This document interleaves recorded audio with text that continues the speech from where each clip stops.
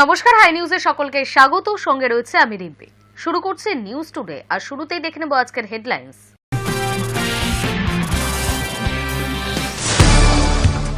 বিধানসভা নির্বাচনের আগে গোটা মাসব্যাপী আবার জিতবে বাংলা কর্মসূচি তৃণমূলের। শনিবার আলিপুরদুয়ারের সভা থেকে চা শ্রমিকদের দৈনিক মজুরি নিয়ে বড় ঘোষণা করলেন ডায়মন্ড হারবারের সাংসদ। এগরা পুরসভার পুরপ্রধান স্বপন নায়েক গ্রেফতার। নিজের বাড়ি থেকে গ্রেফতার স্বপন নায়েক। এগরা 1 নম্বর ব্লকের ভূমি ও ভূমি রাজস্ব আধিকারিকের অভিযোগের ভিত্তিতে গ্রেফতার। রণসংকল্প সভার কর্মসূচি নিয়ে রাজ্যের বিভিন্ন প্রান্তে যাচ্ছেন অভিষেক। 6 জানুয়ারি বীরভূমে সভা তার। সেদিন বাংলাদেশ থেকে ফেরা সোনালীর সঙ্গে হতে পারে সাক্ষাৎ। বছরের শুরুতেই বঙ্গ সফরে প্রধানমন্ত্রী। উত্তরবঙ্গ ও দক্ষিণবঙ্গের 2 জায়গায় 2টি জনসভা করবেন প্রধানমন্ত্রী মোদী। আগামী সপ্তাহ থেকে শুরু হচ্ছে গঙ্গাসাগর মেলা। এবছর মেলা উপলক্ষে ইএমইউ এবং মেলা স্পেশাল ট্রেন মিলিয়ে 33 জোড়া ট্রেন চালানোর ঘোষণা রেলের তরফে।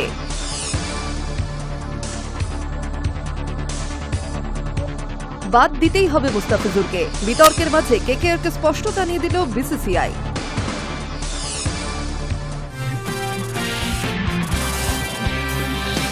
বালি পাচার মামলায় চার্জশিট জমা দিল কেন্দ্রীয় তদন্তকারী সংস্থা এনফোর্সমেন্ট ডিরেক্টরেট। অরুণ সরাফ সহ অন্য অভিযুক্তকে গ্রেফতারের 60 দিনের মধ্যেই চার্জশিট দিল ইডি। শনিবার মোট 14টি সংস্থার বিরুদ্ধে ব্যাংক সালে ইডির বিশেষ আদালতে চার্জশিট জমা দেওয়া হয়েছে। বালি পাচার মামলায় চার্জশিট জমা দিল কেন্দ্রীয় তদন্তকারী সংস্থা এনফোর্সমেন্ট ডিরেক্টরেট। অরুণ সরাফ সহ অন্যান্য অভিযুক্তকে গ্রেফতারের 60 দিনের মধ্যে চার্জশিট দিল ইডি। শনিবার মোট 14টি সংস্থার বিরুদ্ধে ব্যাংক সালে ইডির বিশেষ আদালতে চার্জশিট জমা দেওয়া হয়েছে। গত 6 নভেম্বর ইডির হাতে গ্রেফতার হন জিডি মাইনিং এর কর্ণধার অরুণ সরাফ। তার বিরুদ্ধে ইডি অভিযোগ করে যত ধরনের জালিয়াতি সম্ভব তার সবটাই করা হয়েছে।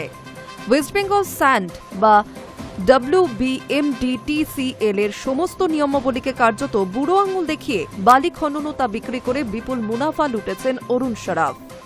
অভিযোগ, অন্তত 79 কোটি সরকারি টাকা আত্মসাৎ করেছেন তিনি অরুণ সরাফ। এই সংস্থার ব্যাংকের হিসেবেও গরমিল রয়েছে অভিযোগ ইডির। জানা যাচ্ছে 2024-25 অর্থবর্ষে সংস্থার ব্যাংকে জমা পড়েছিল 130 কোটি টাকা, কিন্তু বালি বিক্রি করে 103 কোটি টাকা জমা করা হয়েছে ব্যাংকে। শুধু অরুণের সংস্থা নয়, আরও বহু সংস্থার বিরুদ্ধে চার্জশিট জমা দেওয়া হয়েছে। সেখানে তদন্তকারীরা তুলে ধরেছেন কিভাবে অবৈধভাবে বালি পাচার করা হতো। তদন্তকারীদের দাবি, বালি তোলার ক্ষেত্রে যে লরিকে অনুমতি দেওয়া হচ্ছে সেই গাড়ির নম্বর দিতে হতো, কিন্তু অভিযোগ একই নম্বর ব্যবহার করে একাধিক লরিতে চলত এই বালি পাচার। কার্যত অনেক ক্ষেত্রে তা প্রশাসনের বোঝার বাইরে ছিল।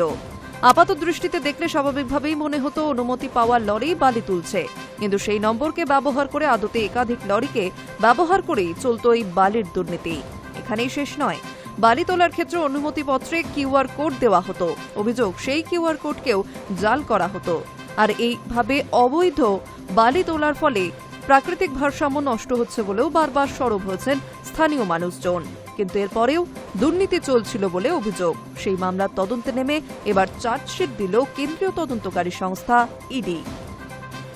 High news network.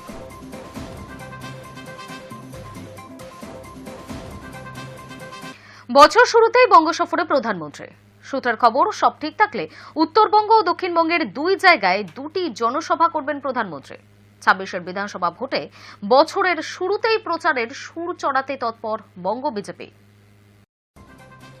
বছর শুরুতেই ফের বঙ্গ সফরে আসছেন প্রধানমন্ত্রী নরেন্দ্র মোদী। সূত্রের খবর, চলতি মাসের মাঝে তিনি জোড়া কর্মসূচি নিয়ে এই রাজ্যে আসছেন। সব ঠিক থাকলে উত্তরবঙ্গ ও দক্ষিণবঙ্গের 2 জায়গায় 2টি জনসভা করবেন প্রধানমন্ত্রী। তার প্রাথমিক প্রস্তুতিও শুরু হয়ে গিয়েছে। 26 বিধানসভা নির্বাচনকে পাখির চোখ করে বছরের শুরু থেকেই যেমন প্রচারে ঝাঁপিয়ে পড়েছে শাসক শিবির, তেমনি গেরুয়া ব্রিগেডও ইতিমধ্যেই দিল্লির শীর্ষ নেতৃত্বকে এনে প্রচারের সুর চড়াচ্ছে। তারই অংশ হিসেবে জানুয়ারিতে প্রধানমন্ত্রীর এই বঙ্গ সফর বলে মনে করছে ওয়াকিবহল মহল। দলীয় সূত্রে খবর, আগামী 17 ও 18 জানুয়ারি বাংলার 2 প্রান্তে 2টি জনসভা পরিকল্পনা রয়েছে প্রধানমন্ত্রী। 17 তারিখ উত্তরবঙ্গের মালদা এবং 18 তারিখ দক্ষিণের হাওড়ায় কর্মসূচি হতে চলেছে। বিজেপির পরিবর্তন সংকল্প সভায় বক্তব্য রাখতে পারেন নরেন্দ্র মোদী। যদিও সভাস্থল এবং প্রধানমন্ত্রীর বিস্তারিত কর্মসূচি সম্পর্কে এখনই মুখ খুলতে নারাজ বঙ্গ বিজেপি নেতারা। এই নিয়ে মালদা বা হাওড়া জেলার নেতৃত্বও এখনো কিছু জানায়নি। এর আগে গত 20শে ডিসেম্বর কৃষ্ণনগরের তাহিরপুরে জনসভা করার কথা ছিল প্রধানমন্ত্রীর। এই তাহিরপুর মতুয়াগড় হিসেবে পরিচিত। এসআইআর এর প্রাথমিক খসড়ায় বহু মতুয়ার নাম বাদ যাওয়ার পরপরই মোদির জনসভার ঠিক কি বার্তা মেলে সেদিকে নজর ছিল আমজনতা। কিন্তু ওই দিন আবহাওয়া খারাপ থাকায় কুয়াশার কারণে মোদির কপ্টার নামতে পারেনি কৃষ্ণনগরে। তিনি দমদম বিমানবন্দর থেকে তাহিরপুরবাসীদের উদ্দেশ্যেই ভার্চুয়ালি ভাষণ দিয়েছিলেন, প্রতিশ্রুতি দিয়েছিলেন পরে একবার গিয়ে তাদের সঙ্গে দেখা করা। ফলে নতুন বছরের প্রথম মাসে মোদির আসন্ন কর্মসূচিতে মালদা হাওড়ার পাশাপাশি কৃষ্ণনগরও রয়েছে কিনা সেই প্রশ্নটাও থাকছে। এদিকে জানুয়ারি মাসব্যাপী গোটা রাজ্য জুড়ে আবার জিতবে বাংলা নামে কর্মসূচি শুরু করেছেন তৃণমূলের সর্বভারতীয় সাধারণ সম্পাদক অভিষেক বন্দ্যোপাধ্যায়। গোটা মাস ধরে জেলায় জেলায় জনসংযোগ করবেন তিনি। পাল্টা বিজেপিও বছরের গোড়া থেকে প্রচারের ঝড় তুলতে বদ্ধপরিকর। প্রধানমন্ত্রীকে দিয়েই সেই হাই ভোল্টেজ প্রচার শুরু করতে চলেছে এমনই মনে করছে রাজনৈতিক মহল। Hi news network. মোদির বঙ্গ সফরে প্রথম বন্দে ভারত স্লিপারের উদ্বোধন। 17 জানুয়ারি মালদায় জনসভা করার কথা রয়েছে প্রধানমন্ত্রীর। এরপর 18 জানুয়ারি হাওড়ায় বন্দে ভারত উদ্বোধন করে একটি রাজনৈতিক সভা করার কথা মোদির। সব ঠিকঠাক থাকলে নতুন বন্দে ভারত স্লিপার ট্রেন চলতি মাসের 18 জানুয়ারি উদ্বোধন হতে চলেছে। প্রধানমন্ত্রী নরেন্দ্র মোদী এই ট্রেনের উদ্বোধন করবেন। মোদী 17 জানুয়ারি মালদায় জনসভা করবেন। এরপর হাওড়ায় বন্দে ভারত উদ্বোধন করে একটি রাজনৈতিক সভা করবেন। হাওড়া থেকে কামাখ্যা রুটে ট্রেন থামবে Bandel, Katwa, Malda town, new Jalpaiguri, new Coochbehar, new Bongaigaon ও কামাখ্যা স্টেশনে। 14 থেকে 15 ঘন্টার মধ্যে হাওড়া থেকে কামাখ্যা পৌঁছাবে এই ট্রেনটি। খাবার খরচ সহ থার্ড এসির ভাড়া 2300 টাকা, সেকেন্ড এসির জন্য 3000 টাকা এবং ফার্স্ট এসিতে যাতায়াত করতে 3600 টাকা। হাওড়া থেকে কামাখ্যা ট্রেনে 966 কিলোমিটার পথ সফর করবেন যাত্রীরা। সম্পূর্ণ শীততাপ নিয়ন্ত্রিত এই ট্রেনটিতে রয়েছে 16টি কোচ। এই ট্রেনে একসঙ্গে 823 জন যাত্রী সফর করতে পারবেন। দেশের অন্যতম প্রিমিয়াম ট্রেনগুলির মধ্যে একটি বন্দে ভারত এক্সপ্রেস, যা নিঃসন্দেহে রেল পরিষেবায় গতি বাড়িয়েছে। এবার দেশের ট্র্যাকেই ছুটবে দেশীয় প্রযুক্তিতে তৈরি বন্দে ভারতের স্লিপার ভার্সন। রেলমন্ত্রী জানিয়েছে, গুয়াহাটি কলকাতার মধ্যে ছুটবে এই ট্রেনটি। 16 কোচের ট্রেনটি সম্পূর্ণ শীততাপ নিয়ন্ত্রিত। শুধু তাই নয়, কবচ এমার্জেন্সি টক ব্যাক সিস্টেমের মতো অত্যাধুনিক সমস্ত পরিষেবাই যাত্রীরা এই ট্রেনে পাবেন বলেই জানিয়েছেন অশ্বিনী বৈষ্ণব। জানা গিয়েছে 16টি কোচের মধ্যে 11টি এসি 3 টায়ার, 4টি এসি 2 টায়ার এবং একটি ফার্স্ট ক্লাস এসি কোচ থাকবে। গত কয়েকদিন আগেই নয়া বন্দে ভারত স্লিপারে ওয়াটার টেস্ট করা হয়। সেই ভিডিও খোদ রেলমন্ত্রী অশ্বিনী বৈষ্ণব নিজে তার সমাজ মাধ্যমে দিয়েছেন, যেখানে দেখা যাচ্ছে ট্রেনটিকে ঘন্টায় 180 কিলোমিটার গতিতে চালানো হলেও গ্লাস থেকে এতটুকুও জল ছলকে পড়ছে না। কোটা থেকে নাগদা সেকশনে ট্রেনটির পরীক্ষা করা হয়। সেখানে একেবারে ফুল মার্কস নিয়েই পরীক্ষায় পাশ করে বন্দে ভারত স্লিপার ট্রেনটি। আর এরপরই গুয়াহাটি থেকে কলকাতা বন্দে ভারত স্লিপারের ঘোষণা করেন রেলমন্ত্রী। এখনও যদিও নয়া এই ট্রেনের টাইম টেবিলের ঘোষণা হয়নি। Hi news network.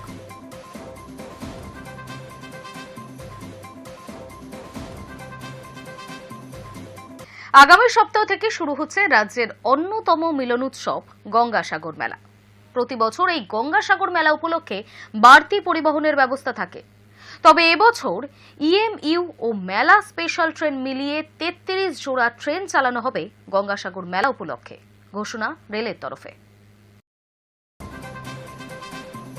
আগামী সপ্তাহ থেকে শুরু হচ্ছে রাজ্যের অন্যতম মিলন উৎসব গঙ্গাসাগর মেলা।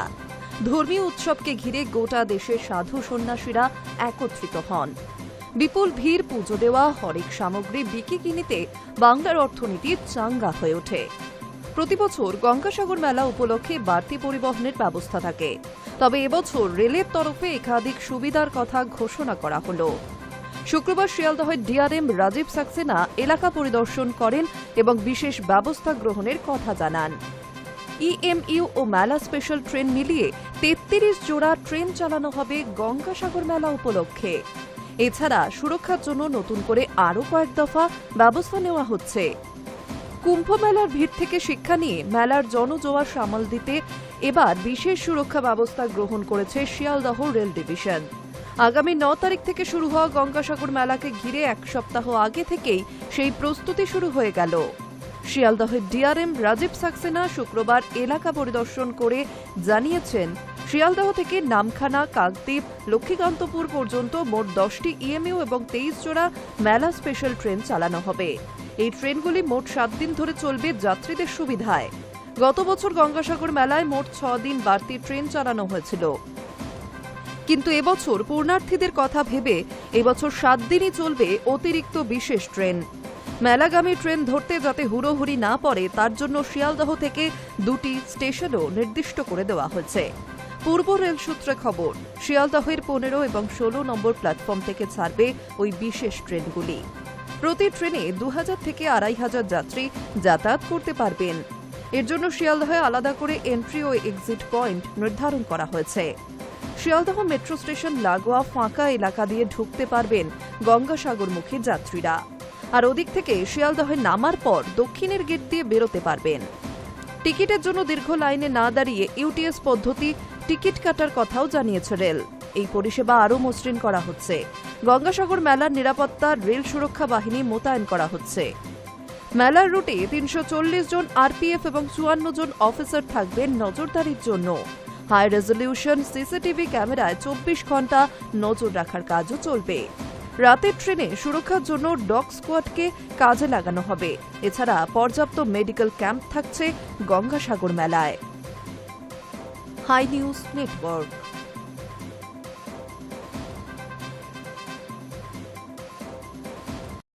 আসবো পরের খবরে। ভোটের আগেই জয়। মহারাষ্ট্রের পুর নির্বাচনে 68টি আসনে বিনা প্রতিদ্বন্দ্বিতায় জয়ী মহাজোটে। 288টি মহারাষ্ট্র নগর পরিষদ এবং পঞ্চায়েতের মধ্যে 129টির দখল নিয়েছে বিজেপি। আগামী 15 জানুয়ারি ভোট হওয়ার কথা রয়েছে। ভোট হতে এখনো 2 সপ্তাহ, তার আগেই জয়ী বিজেপির নেতৃত্বাধীন মহাজোটে। বিনা প্রতিদ্বন্দ্বিতায় জয়ী 68 জন প্রার্থী, তাদের মধ্যে 44 জন বিজেপি প্রার্থী। শুক্রবারই ছিল মনোনয়ন জমা দেওয়ার শেষ দিন।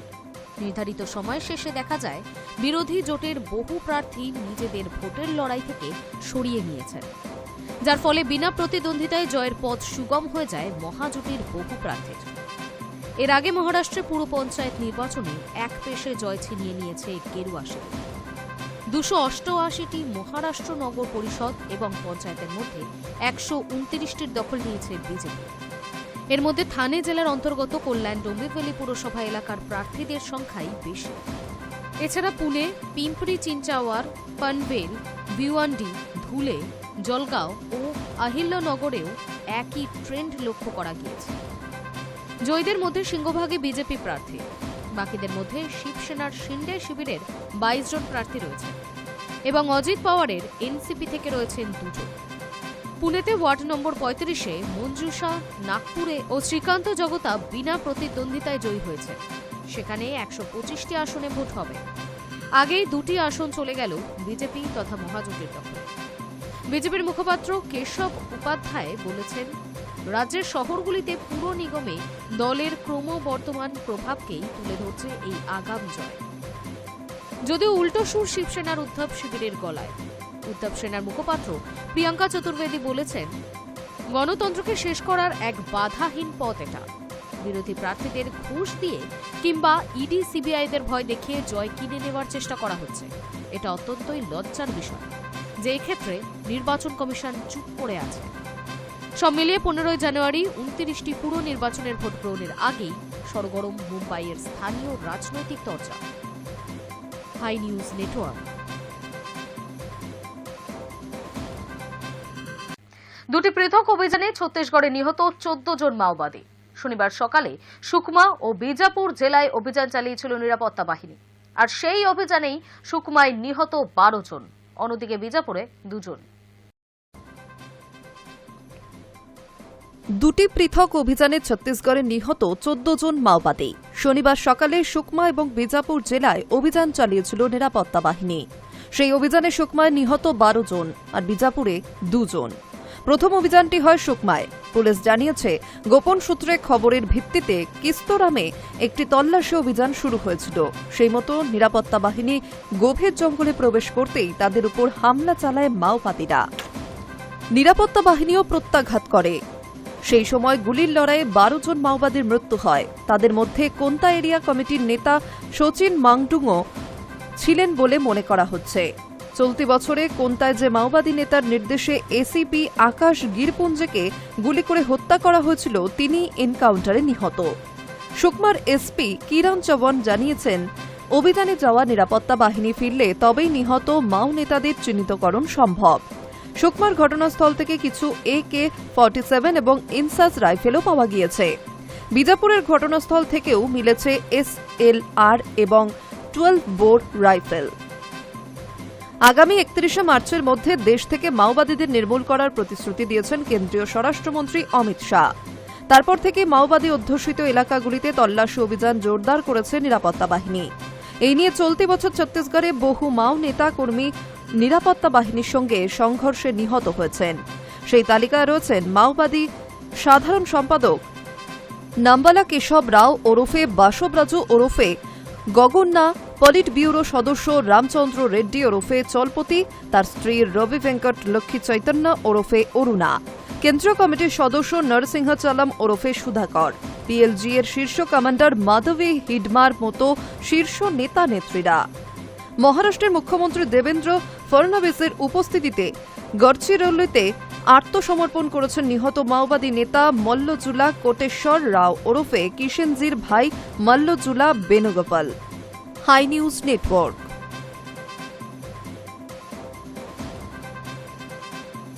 বছরের শুরুতেই পাহাড় প্রেমী ও হোটেল ব্যবসায়ীদের জন্য সুখবর। 3 মাস পর খুলে গেল পাহাড়ের অন্যতম গুরুত্বপূর্ণ রোমাঞ্চকর সড়কপথ রোহিণী রোড। ছোট গাড়ি চলাচলের জন্য খুলে দেওয়া হয়েছে এই সড়কটি। বছরের শুরুতেই পাহাড় প্রেমী ও হোটেল ব্যবসায়ীদের জন্য সুখবর। 3 মাস পর খুলে গেল পাহাড়ের অন্যতম গুরুত্বপূর্ণ রোমাঞ্চকর সড়ক পথ রোহিণী রোড।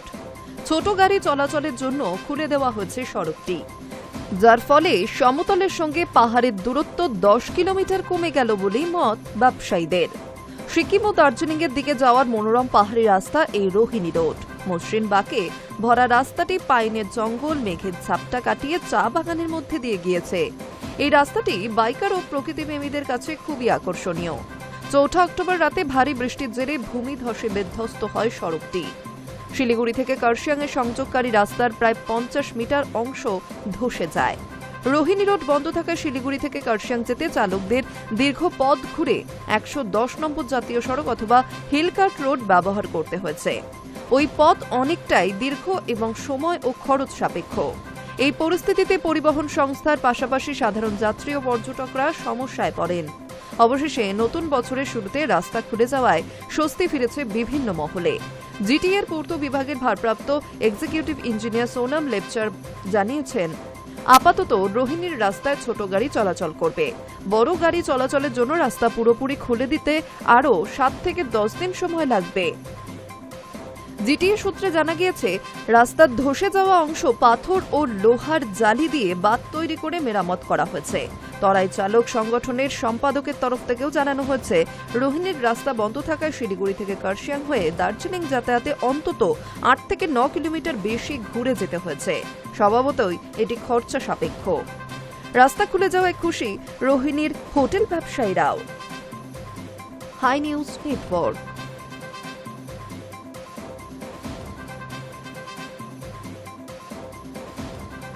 চলতি বছরের মার্চ মাস থেকে আর এটিএম এ মিলবে না 500 টাকার note. Reserve bank of India এর তরফে নাকি এমনই সিদ্ধান্ত নেওয়া হয়েছে। বলা হয়েছে 500 টাকার নোট আর ছাপানো হবে না। এমন তথ্য সোশ্যাল মিডিয়ায় ছড়িয়ে পড়ার পর স্বাভাবিকভাবেই উদ্বেগ ছড়িয়েছে। এই ইস্যুতে এবার মুখ খুলল তথ্য ও সম্প্রচার মন্ত্রক। 500 টাকার নোট নিয়ে ফের উদ্বেগ দেশে। দাবি করা হচ্ছে চলতি বছরের মার্চ মাস থেকে আর এটিএমে মিলবে না 500 টাকার নোট। খোদ রিজার্ভ ব্যাংক অফ ইন্ডিয়ার তরফে নাকি এমনই সিদ্ধান্ত নেওয়া হয়েছে। বলা হয়েছে 500 টাকার নোট আর ছাপানো হবে না। এমন তথ্য সোশ্যাল মিডিয়ায় ছড়িয়ে পড়ার পর স্বাভাবিকভাবেই উদ্বেগ ছড়িয়েছে। এই ইস্যুতেই এবার মুখ খুলল তথ্য ও সম্প্রচার মন্ত্রক। প্রেস ইনফরমেশন ব্যুরোর তরফে এই তথ্য স্পষ্ট ভাষায় খারিজ করা হয়েছে। শুক্রবার প্রেস ইনফরমেশন ব্যুরোর তরফে বিবৃতি দিয়ে জানানো হয়েছে, শীর্ষ ব্যাংকের তরফে এমন কোনো নির্দেশিকা দেওয়া হয়নি। এক্স হ্যান্ডেলে পিআইবি জানিয়েছে, সোশ্যাল মিডিয়ায় বিভিন্ন পোস্টে দাবি করা হয়েছে রিজার্ভ ব্যাংক 2026 সালের মার্চ মাসের মধ্যে 500 টাকার নোট ছাপানো বন্ধ করে দেবে। এই দাবি সম্পূর্ণরূপে মিথ্যা। আরবিআই এর তরফে এমন কোনো ঘোষণা করা হয়নি। সরকারি সংবাদ সংস্থা স্পষ্ট ভাষায় জানিয়েছে, 500 টাকার নোট এখনো পুরোপুরি বৈধ এবং এটি অবাধে লেনদেন করতে পারবেন নাগরিকরা। এই ধরনের গুজব বিশ্বাস করার আগে সরকারিভাবে তা যাচাই করে নেওয়ার আবেদন জানিয়েছে সরকার। বলা হয়েছে, 500 টাকার নোট বন্ধ করা হয়নি, এটি সম্পূর্ণরূপে বৈধ। যে কোনো তথ্য বিশ্বাস বা শেয়ার করার আগে সর্বদা সরকারি উৎস থেকে খবর যাচাই করুন। উল্লেখ্য, 500 টাকার নোট বাতিলের গুজব ছড়িয়ে পড়ার ঘটনা অবশ্য এই প্রথমবার নয়। 2016 সালের নভেম্বর মাসে 500 টাকা ও 1000 টাকার নোট বাতিলের পর বহুবার সোশ্যাল মিডিয়ায় ছড়িয়েছে এমন গুজব। প্রত্যেকবারই এই ইস্যুতে বিবৃতি জারি করেছে পিআইবি। সম্প্রতি গত বছরের জুন মাসে বিভিন্ন সোশ্যাল মিডিয়া পোস্টে এবং ভিডিওতে দাবি করা হচ্ছে 2026-এর মার্চ মাস থেকে বাতিল হচ্ছে নাকি 500 টাকা নোট। বহু ইউটিউব ভিডিওতেও এমন দাবি করা হয়েছে। সেই সমস্ত গুজব এবার খারিজ করল ভারত সরকার। এর আগে গত অগাস্ট মাসে কেন্দ্রীয় মন্ত্রী পঙ্কজ চৌধুরী সংসদে জানিয়েছিলেন, 500 টাকার নোটের সরবরাহ বন্ধ করার কোনো পরিকল্পনা নেই। তিনি আরও জানিয়েছেন, এটিএমগুলি 100 এবং 200 টাকার নোটের পাশাপাশি 500 টাকার নোটের সরবরাহ জারি রাখবে। কোনো রকম গুজবে কান না দেওয়ার বার্তা দিয়েছেন তিনি। High news network.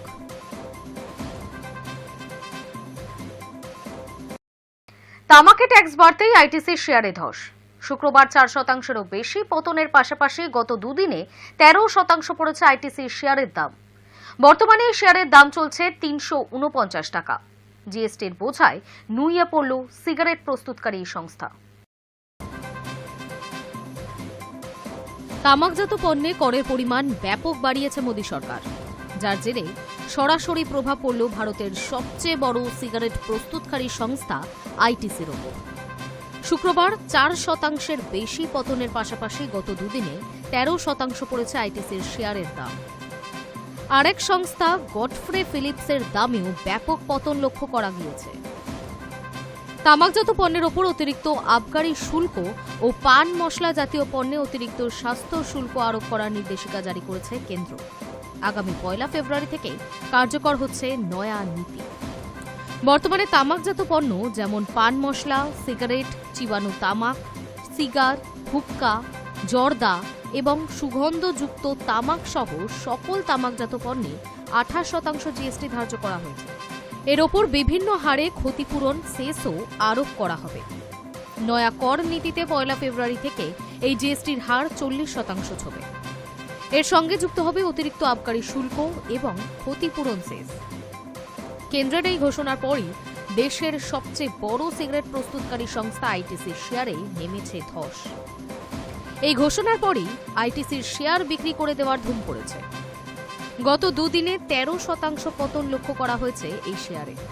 বর্তমানে শেয়ারটির বাজার মূল্য চলছে 349.30 টাকা।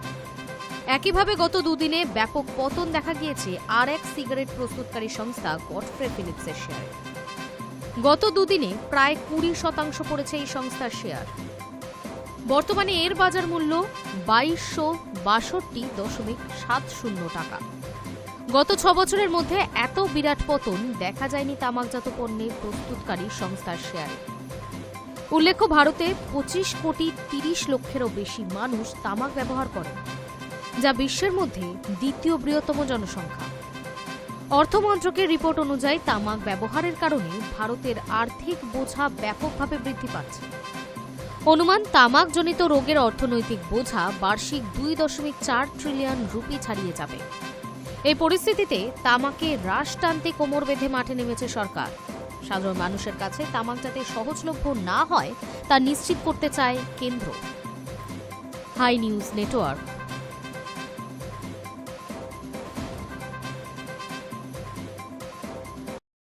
নিউজ টুডে এখনকার মতো এই পর্যন্তই। বিভিন্ন খবরের সাথে আপডেট থাকতে চোখ রাখুন হাই নিউজে। নির্ভীক, নিরপেক্ষ।